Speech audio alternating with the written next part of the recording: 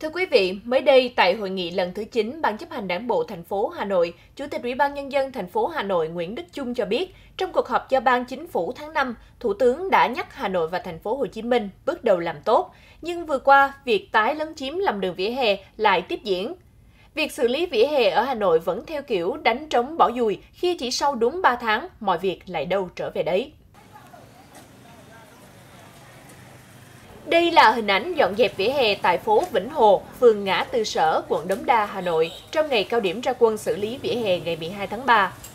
Các trường hợp lấn chiếm vỉa hè, lòng đường đều bị nhắc nhở. Các công trình vi phạm như mái che, biển quảng cáo đều bị dỡ bỏ.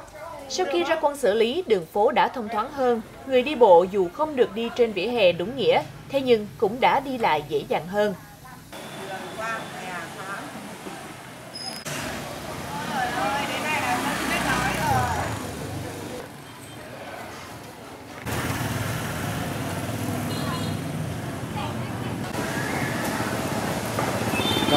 Thông thoáng nhưng mà có cái là nếu mà lâu dài thì phải chờ thời gian mới có thể nói được.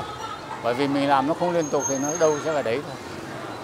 Đây thì mấy hôm nay thì thấy nó thông thoáng, còn không biết là sau này thì là có duy trì được cái này không ý. Đấy là mọi người ai cũng muốn và mong muốn như thế.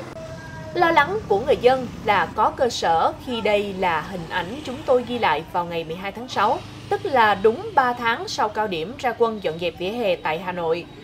Tại phố Vĩnh Hồ, phường Ngã Tư Sở, quận Đống Đa, Hà Nội, hàng quán lại chiếm dụng hết vỉa hè của người đi bộ, thậm chí bày bán ngay cả ở dưới lòng đường.